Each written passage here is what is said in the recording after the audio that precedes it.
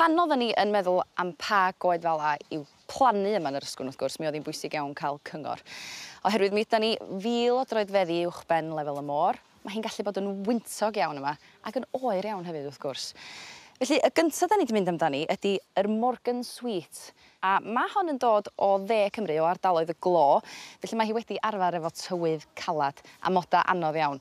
Felly gobeithio bydd hon yn hapus. Afal bita ydy hi, ond afal go fawr melyn. Felly gobeithio, wrth i bobl ddod am dro o amgylch yr ysgwrn, ella fedrwn nhw gael ryw flas bach ar afal y Morgan Sweet.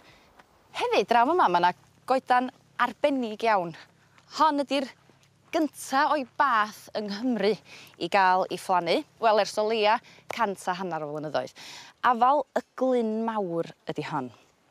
A'i hanas hi, wel, mi oedd teulu'r dyn nath hi darganfod hi yn byw yn Llangywer wrth ymyl Llyn Tegid yn y Bala.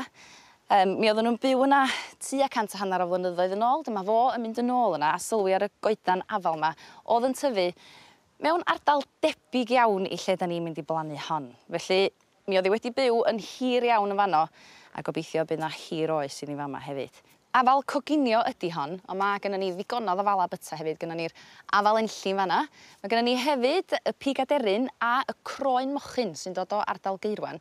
Mae hon yn afal go arbennig, fedrwch chi wneud seidar efo hi, fedrwch chi goginio efo hi, a mae hi'n afal byta, felly mae'n arbennig ar gyfer bob dim, swn i'n deud. Gobeithio, da ni wrth gwrs, y bydd yr fala mae gyd yn hapus yma yn yr ysgwrn. Mi fydd yn rhaid i dyfrio nhw ddipyn go lew yn y cychwyn fel hyn, achos mae hi wedi bod yn ha poeth ofnadwy. Yn gobeithio byddwn nhw'n hapus yma.